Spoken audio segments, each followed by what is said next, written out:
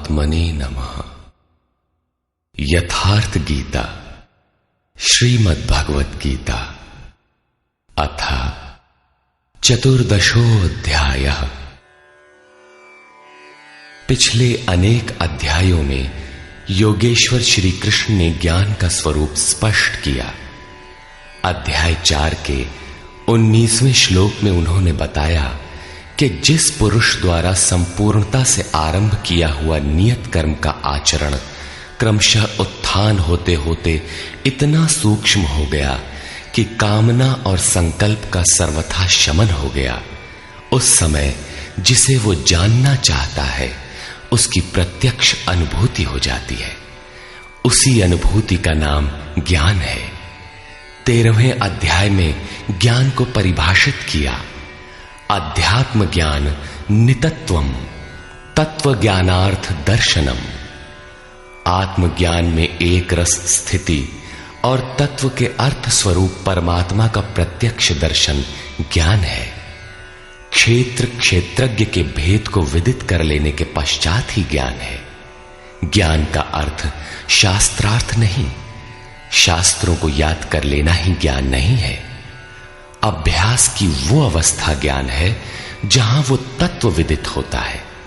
परमात्मा के साक्षात्कार के साथ मिलने वाली अनुभूति का नाम ज्ञान है। इसके विपरीत सब कुछ अज्ञान है।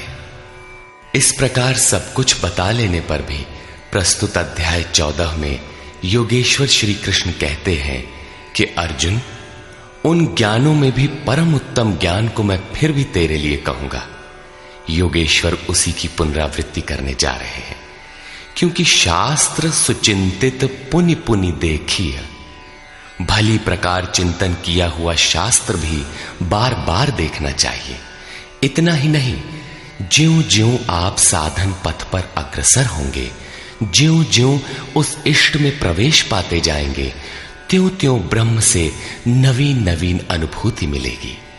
ये जानकारी सद्गुरु महापुरुष ही देते हैं।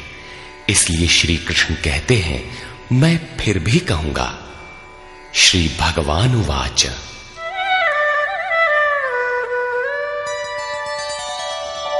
परं भूयः प्रवक्ष्यामि ज्ञानानां ज्ञानमुत्तमम् यज्ञात्वा मुनयः सर्वे परां सिद्धिमितो गताः।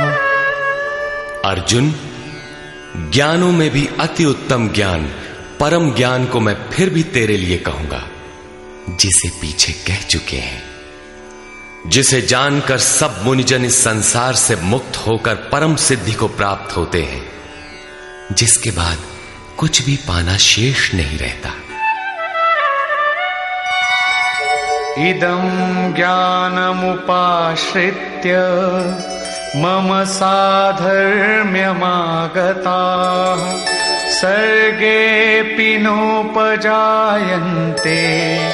प्रलये न व्यथन्ति च। इस ज्ञान को उपाश्रित्य, इस ज्ञान का नजदीक से आश्रय लेकर क्रिया से चलकर पास पहुंचकर मेरे स्वरूप को प्राप्त हुए लोग सृष्टि के आदि में पुनः जन्म नहीं लेते और प्रलय काल में अर्थात शरीरांत होते समय व्याकुल नहीं होते, क्योंकि महापुरुष के शरीर का अंत तो उसी दिन हो जाता है जब वो स्वरूप को प्राप्त होता है। उसके बाद उनका शरीर रहने का एक मकान मात्र रह जाता है। पुनर्जन्म का स्थान कहां है जहां लोग जन्म लेते हैं? इस पर श्री कृष्ण कहते हैं,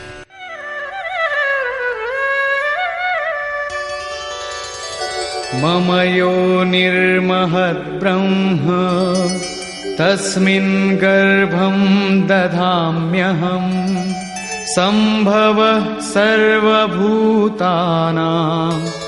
ततो भवति भारत। हे अर्जुन, मेरी महद ब्रह्म अर्थात अष्टधा मूल प्रकृति संपूर्ण भूतों की योनि है और उसमें मैं चेतन रूपी बीज को स्थापित करता हूं। उस जड़ चेतन के संयोग से सभी भूतों की उत्पत्ति होती है। सर्वयोनिषु कौन्तेय मूर्तयः सम्भवन्ति याः तासां ब्रह्ममहद्योनिः अहं बीजप्रदः पिता। कौन्तेय, सब योनियों में जितने शरीर उत्पन्न होते हैं उन सब की योनि गर्भ धारण करने वाली माता 8 भेदों वाली मूल प्रकृति है और मैं ही बीज को स्थापन करने वाला पिता हूं। अन्य कोई न माता है न पिता। जब तक जड़ चेतन का संयोग रहेगा जन्म होते रहेंगे, निमित्त तो कोई न कोई बनता ही रहेगा। चेतन आत्मा जड़ प्रकृति में क्यों बंध जाती है, इस पर कहते हैं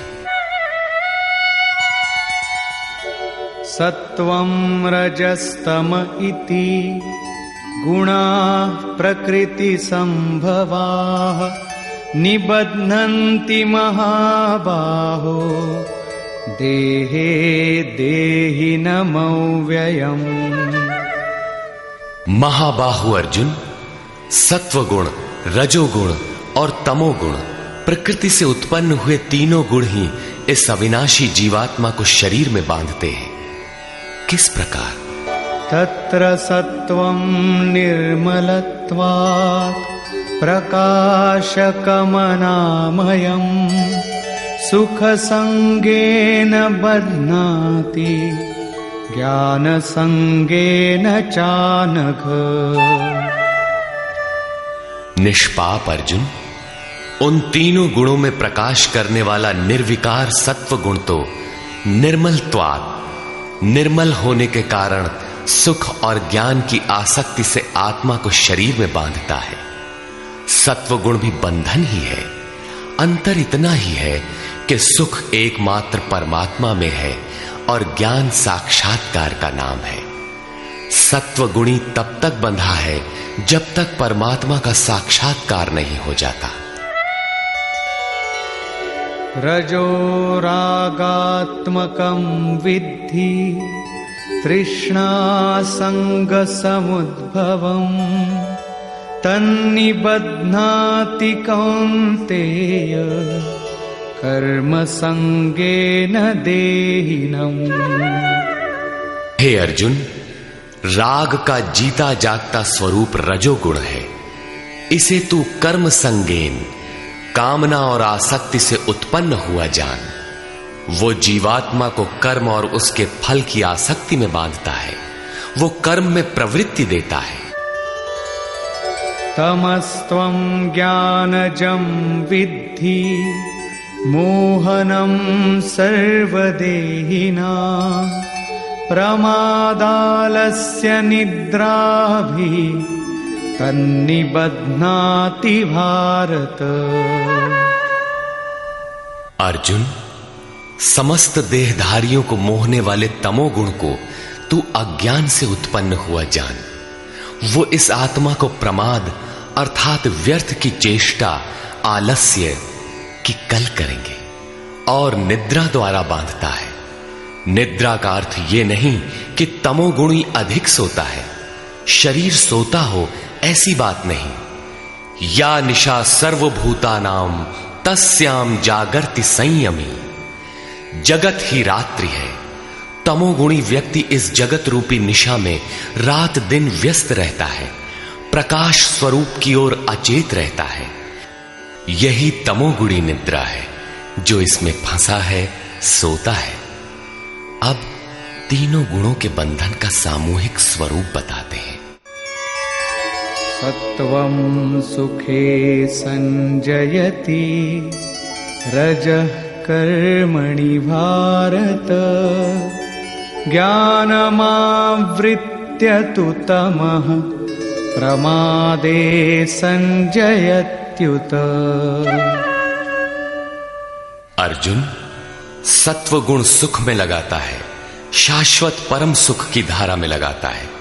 रजोगुण कर्म में प्रवृत्त करता है और तमोगुण ज्ञान को आच्छादित करके प्रमाद में अर्थात अंतःकरण की व्यर्थ चेष्टाओं में लगाता है। जब गुण एक ही स्थान पर एक ही हृदय में हैं, तो अलग अलग कैसे विभक्त हो जाते हैं? इस पर योगेश्वर श्री कृष्ण बताते हैं,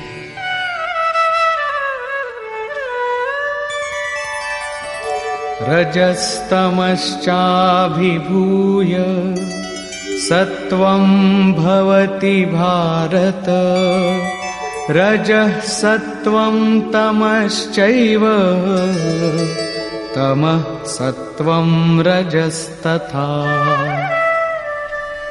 हे अर्जुन, रजोगुण और तमोगुण को दबाकर सत्व गुण बढ़ता है, वैसे ही सत्व गुण और तमोगुण को दबाकर रजोगुण बढ़ता है, तथा इसी प्रकार रजोगुण और सत्व गुण को दबाकर तमोगुण बढ़ता है। ये कैसे पहचाना जाए कि कब और कौन सा गुण कार्य कर रहा है? सर्वद्वारेषु देहेऽस्मिन् प्रकाश उपजायते, ज्ञानं यदा तदा विद्यात् विवृद्धं सत्वमित्युत। जिस काल में इस शरीर तथा अंतःकरण और संपूर्ण इंद्रियों में ईश्वरीय प्रकाश और बोध शक्ति उत्पन्न होती है, उस समय ऐसा जानना चाहिए कि सत्व गुण विशेष वृद्धि को प्राप्त हुआ है, तथा लोभ प्रवृत्तिरारंभः कर्मणामशमः स्पृहा, रजस्येतानि जायन्ते विवृद्धे भरतर्षभ। हे अर्जुन, रजोगुण की विशेष वृद्धि होने पर लोभ, कार्य में प्रवृत्त होने की चेष्टा, कर्मों का आरंभ, अशांति अर्थात मन की चंचलता, विषय भोगों की लालसा, ये सब उत्पन्न होते हैं। अब तमोगुण की वृद्धि में क्या होता है? अप्रकाशो प्रवृत्तिश्च प्रमादो मोह एव च, तमस्येतानि जायन्ते विवृद्धे कुरु नंदन। अर्जुन, तमोगुण के बढ़ने पर अप्रकाशः, प्रकाश परमात्मा का द्योतक है। ईश्वरीय प्रकाश की ओर न बढ़ने का स्वभाव, कार्यम कर्म, जो करने योग्य प्रक्रिया विशेष है, उसमें अप्रवृत्ति, अंतःकरण में व्यर्थ की चेष्टाओं का प्रवाह और संसार में मुग्ध करने वाली प्रवृत्तियां, ये सभी उत्पन्न होते हैं। इन गुणों की जानकारी से लाभ क्या है? यदा सत्वे प्रवृद्धे तु प्रलयं याति देहभृत्, तदोत्तमविदां लोकान् अमलान् प्रतिपद्यते। जब ये जीवात्मा सत्व गुण की वृद्धि काल में मृत्यु को प्राप्त होता है, शरीर त्याग करता है, तब उत्तम कर्म करने वालों के मल रहित दिव्य लोकों को प्राप्त होता है, तथा रजसि प्रलयं गत्वा कर्म संगिषु जायते, तथा प्रलीनस्तमसि मूढ़योनिषु जायते। रजोगुण की वृद्धि होने पर मृत्यु को प्राप्त होने वाला कर्मों की आसक्ति वाले मनुष्यों में जन्म लेता है, तथा तमोगुण की वृद्धि में मरा हुआ पुरुष मूढ़ योनियों में जन्म लेता है, जिसमें कीट पतंगादि पर्यंत योनियों का विस्तार है। अतः गुणों में भी मनुष्यों को सात्विक गुणों वाला होना चाहिए। प्रकृति का ये बैंक आपके अर्जित गुणों को मृत्यु के उपरांत भी उन्हें आपको सुरक्षित लौटाता है। अब देखें इसका परिणाम। कर्मणः सुकृतस्याहुः सात्विकं निर्मलं फलम्, रजसस्तु फलं दुःखम्, अज्ञानं तमसः फलम्। सात्विक कर्म का फल सात्विक, निर्मल सुख, ज्ञान और वैराग्यादि कहा गया है। राजस कर्म का फल दुख और तामस कर्म का फल अज्ञान है। तथा सत्वात् संजायते ज्ञानम रजसो लोभ एव च प्रमादमोहौ तमसो भवतो ज्ञानमेव च। सत्व गुण से ज्ञान उत्पन्न होता है। ईश्वरीय अनुभूति का नाम ज्ञान है। ईश्वरीय अनुभूति का प्रवाह होता है। रजोगुण से निसंदेह लोभ उत्पन्न होता है तथा तमोगुण से प्रमाद, मोह, आलस्य अर्थात अज्ञान ही उत्पन्न होता है। ये उत्पन्न होकर कौन सी गति देते हैं? ऊर्ध्वं गच्छन्ति सत्त्वस्था मध्ये तिष्ठन्ति राजसाः जघन्य गुणवृत्तिस्था अधो गच्छन्ति तामसाः। सत्व गुण में स्थित हुआ पुरुष ऊर्ध्व मूलम, उस मूल परमात्मा की ओर प्रवाहित होता है, निर्मल लोकों में जाता है। रजोगुण में स्थित राजस पुरुष मध्यम श्रेणी के मनुष्य होते हैं, जिनके पास न सात्विकम विवेक वैराग्य ही होता है और न अधम कीट पतंग योनियों में जाते हैं, बल्कि पुनर्जन्म को प्राप्त होते हैं। और निंदित तमोगुण में प्रवृत्त हुए तामसी पुरुष अधोगति अर्थात पशु पक्षी कीट पतंगादि अधम योनियों को प्राप्त होते हैं। इस प्रकार तीनों गुण किसी न किसी रूप में योनि के ही कारण हैं। जो पुरुष गुणों को पार कर लेते हैं वे जन्म बंधन से छूट जाते हैं और मेरे स्वरूप को प्राप्त होते हैं। इस पर कहते हैं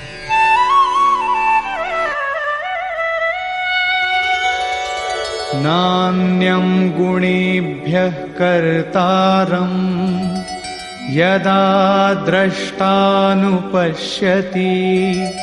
गुणेभ्यश्च परं वेत्ति मद्भावं सोऽधिगच्छति। जिस काल में दृष्टा आत्मा तीनों गुणों के अतिरिक्त अन्य किसी को करता नहीं देखता और तीनों गुणों से अत्यंत परे परम तत्व को वेत्ति विदित कर लेता है, उस समय वो पुरुष मेरे स्वरूप को प्राप्त होता है। ये बौद्धिक मान्यता नहीं है कि गुण गुणों में बरतते हैं।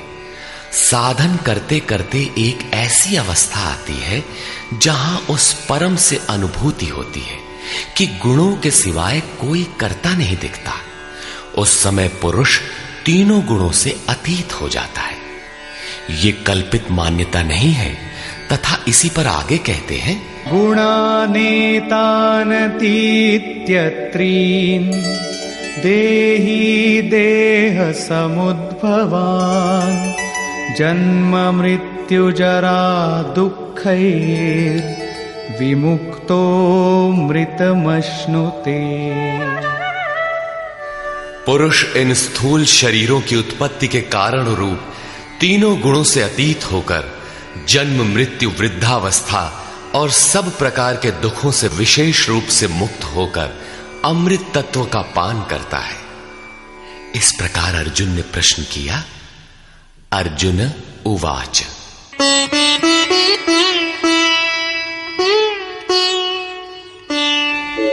कैर्लिङ्गैः स्त्रीन् गुणानेतान् अतीतो भवति प्रभो किमाचारः कथं चैतान् स्त्रीन् गुणानतिवर्तते। प्रभु, इन तीनों गुणों से अतीत हुआ पुरुष किन किन लक्षणों से युक्त होता है और किस प्रकार के आचरणों वाला होता है तथा मनुष्य किस उपाय से इन तीनों गुणों से अतीत होता है। श्री भगवान उवाच प्रकाशञ्च प्रवृत्तिञ्च मोहमेव च पाण्डव न द्वेष्टि सम्प्रवृत्तानि न निवृत्तानि काङ्क्षति। अर्जुन के उपर्युक्त तीनों प्रश्नों का उत्तर देते हुए योगेश्वर श्री कृष्ण ने कहा, अर्जुन, जो पुरुष सत्व गुण के कार्य रूप ईश्वरीय प्रकाश, रजोगुण के कार्य रूप प्रवृत्ति और तमोगुण के कार्य रूप मोह को न तो प्रवृत्त होने पर बुरा समझता है और न निवृत्त होने पर उनकी आकांक्षा ही करता है, तथा उदासीनवदासीनो गुणैर्यो न विचाल्यते गुणा वर्तन्त इत्येव योऽवतिष्ठति नेङ्गते। जो इस प्रकार उदासीन के सदृश स्थित हुआ गुणों द्वारा विचलित नहीं किया जा सकता, गुण गुण में ही बरतते हैं, ऐसा यथार्थतः जानकर उस स्थिति से चलायमान नहीं होता, तभी वो गुणों से अतीत होता है। समदुःख सुख स्वस्थः समलोष्टाश्मकाञ्चनः तुल्यप्रिया प्रियो धीरस् तुल्यनिन्दात्मसंस्तुतिः। जो निरंतर स्वयं में अर्थात आत्मभाव में स्थित है, सुख और दुख में सम है, मिट्टी पत्थर और स्वर्ण में भी समान भाव वाला है, धैर्यवान है, जो प्रिय और अप्रिय को बराबर समझता है, अपनी निंदा तथा स्तुति में भी समान भाव वाला है, और मानापमानयोस्तुल्यस् तुल्यो मित्रारिपक्षयोः सर्वारंभ परित्यागी गुणातीतः स उच्यते। जो मान और अपमान में सम है, मित्र और शत्रु पक्ष में भी सम है, वो संपूर्ण आरंभों से रहित हुआ पुरुष गुणातीत कहा जाता है। श्लोक 22 से 25 तक गुणों से अतीत पुरुष के लक्षण और आचरण बताए गए कि वो चलायमान नहीं होता, गुणों के द्वारा विचलित नहीं किया जा सकता, स्थिर रहता है। अब प्रस्तुत है गुणों से अतीत होने की विधि।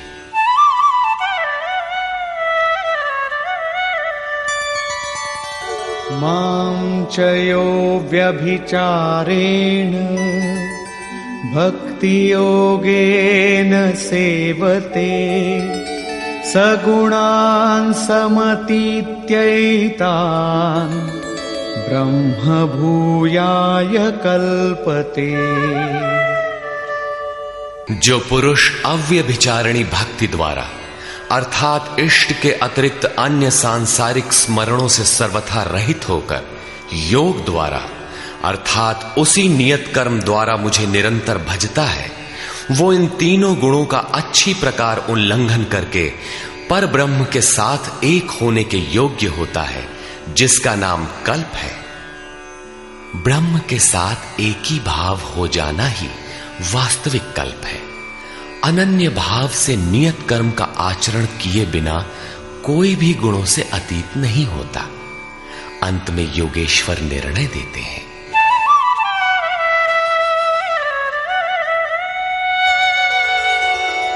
ब्रह्मणो हि प्रतिष्ठाहम् अमृतस्याव्ययस्य च शाश्वतस्य च धर्मस्य सुखस्यैकान्तिकस्य च।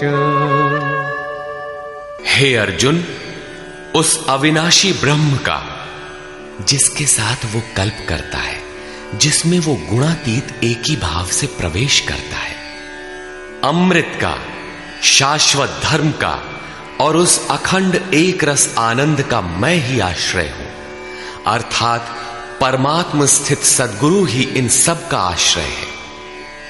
श्री कृष्ण एक योगेश्वर थे। अब यदि आपको अव्यक्त अविनाशी ब्रह्म, शाश्वत धर्म, अखंड एक रस आनंद की आवश्यकता है तो किसी तत्व स्थित अव्यक्त स्थित महापुरुष की शरण लें। उनके द्वारा ही यह संभव है। निष्कर्ष, इस अध्याय के आरंभ में योगेश्वर श्री कृष्ण ने कहा कि अर्जुन, ज्ञानों में भी अति उत्तम परम ज्ञान को मैं फिर भी तेरे लिए कहूंगा, जिसे जानकर मुनिजन उपासना के द्वारा मेरे स्वरूप को प्राप्त होते हैं। फिर सृष्टि के आदि में वे जन्म नहीं लेते, किंतु शरीर का निधन तो होना ही है। उस समय वे व्यथित नहीं होते। वे वास्तव में शरीर तो उसी दिन त्याग देते हैं जिस दिन स्वरूप को प्राप्त होते हैं। प्राप्ति जीते जी होती है, किंतु शरीर का अंत होते समय भी वे व्यथित नहीं होते। प्रकृति से उत्पन्न हुए रज, सत्व और तम तीनों गुण ही इस जीवात्मा को शरीरों में बांधते हैं। दो गुणों को दबाकर तीसरा गुण बढ़ाया जा सकता है। गुण परिवर्तनशील है। प्रकृति जो अनादि है, नष्ट नहीं होती, बल्कि गुणों का प्रभाव टाला जा सकता है। गुण मन पर प्रभाव डालते हैं। जब सत्व गुण की वृद्धि रहती है तो ईश्वरीय प्रकाश और बोध शक्ति रहती है। रजोगुण रागात्मक है। उस समय कर्म का लोभ रहता है, आसक्ति रहती है, और अंतःकरण में तमोगुण कार्य रूप लेने पर आलस्य प्रमाद घेर लेता है। सत्व की वृद्धि में मृत्यु को प्राप्त पुरुष ऊपर के निर्मल लोकों में जन्म लेता है। रजोगुण की वृद्धि को प्राप्त हुआ मनुष्य मानव योनि में ही लौट कर आता है, और तमोगुण की वृद्धि काल में मनुष्य शरीर त्याग कर अधम अर्थात पशु, कीट, पतंग इत्यादि योनि को प्राप्त होता है। इसलिए मनुष्यों को क्रमशः उन्नत गुण सात्विक की ओर बढ़ना चाहिए। वस्तुतः तीनों गुण किसी न किसी योनि के ही कारण हैं। गुण ही आत्मा को शरीरों में बांधते हैं, इसलिए गुणों से अतीत होना चाहिए। वे जिससे मुक्त होते हैं उसका स्वरूप बताते हुए योगेश्वर ने कहा, अष्टधा मूल प्रकृति गर्भ को धारण करने वाली माता है और मैं ही बीज रूप पिता हूं। अन्य न कोई माता है न पिता। जब तक यह क्रम रहेगा तब तक चराचर जगत में निमित्त रूप से कोई न कोई माता पिता बनते रहेंगे, किंतु वस्तुतः प्रकृति ही माता है, मैं ही पिता हूं। अर्जुन ने 3 प्रश्न किए। गुणातीत पुरुष के क्या लक्षण हैं, क्या आचरण है, और किस उपाय से मनुष्य इन तीनों गुणों से अतीत होता है। इस पर योगेश्वर श्री कृष्ण ने गुणातीत पुरुष के लक्षण और आचरण बताए, और अंत में गुणातीत होने का उपाय बताया कि जो पुरुष अव्यभिचारिणी भक्ति और योग के द्वारा निरंतर मुझे भजता है वह तीनों गुणों से अतीत हो जाता है। अन्य किसी का चिंतन न करते हुए निरंतर इष्ट का चिंतन करना अव्यभिचारिणी भक्ति है। जो संसार के संयोग वियोग से सर्वथा रहित है उसी का नाम योग है। उसको कार्य रूप देने की प्रणाली का नाम कर्म है। यज्ञ जिससे संपन्न होता है वह हरकत कर्म है। अव्यभिचारिणी भक्ति द्वारा उस नियत कर्म के आचरण से ही पुरुष तीनों गुणों से अतीत होता है और अतीत होकर ब्रह्म के साथ एक ही भाव के लिए पूर्ण कल्प को प्राप्त करने के लिए योग्य होता है। गुण जिस मन पर प्रभाव डालते हैं उसके विलय होते ही ब्रह्म के साथ एक ही भाव हो जाता है। यही वास्तविक कल्प है। अतः बिना भजन किए कोई गुणों से अतीत नहीं होता। अंत में योगेश्वर श्री कृष्ण निर्णय देते हैं, वह गुणातीत पुरुष जिस ब्रह्म के साथ एक ही भाव में स्थित होता है उस ब्रह्म का, अमृत तत्व का, शाश्वत धर्म का और अखंड एक रस आनंद का मैं ही आश्रय हूं, अर्थात प्रधान करता हूं। अब तो श्री कृष्ण चले गए। अब वह आश्रय तो चला गया। तब तो बड़े संशय की बात है, वह आश्रय अब कहां मिलेगा। लेकिन नहीं, श्री कृष्ण ने अपना परिचय दिया है कि वे एक योगी थे, स्वरूपस्थ महापुरुष थे। शिष्यस्ते अहम शाधिमाम त्वाम प्रपन्नम। अर्जुन ने कहा, मैं आपका शिष्य हूं, आपकी शरण हूं, मुझे संभालिए। स्थान स्थान पर श्री कृष्ण ने अपना परिचय दिया, स्थित प्रज्ञ महापुरुष के लक्षण बताए और उनसे अपनी तुलना की। अतः स्पष्ट है कि श्री कृष्ण एक महात्मा योगी थे। अब यदि आपको अखंड एक रस आनंद, शाश्वत धर्म अथवा अमृत तत्व की आवश्यकता है तो इन सब की प्राप्ति के स्रोत एकमात्र सद्गुरु हैं। सीधे पुस्तक पढ़कर इसे कोई नहीं पा सकता। जब वही महापुरुष आत्मा से अभिन्न होकर रथी हो जाते हैं तो शनैः शनैः अनुरागी को संचालित करते हुए उसके स्वरूप तक, जिनमें वे स्वयं प्रतिष्ठित हैं, पहुंचा देते हैं। वही एकमात्र माध्यम है। इस प्रकार योगेश्वर श्री कृष्ण ने अपने को सबका आश्रय बताते हुए इस 14वें अध्याय का समापन किया, जिसमें गुणों का विस्तार से वर्णन है।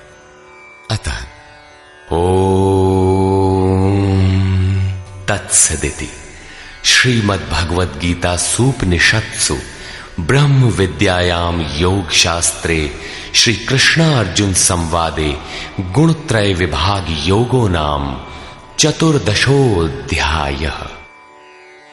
इस प्रकार स्वामी अड़गड़ानंद कृत श्रीमद् भगवद गीता के भाष्य यथार्थ गीता का 14वां अध्याय पूर्ण हुआ।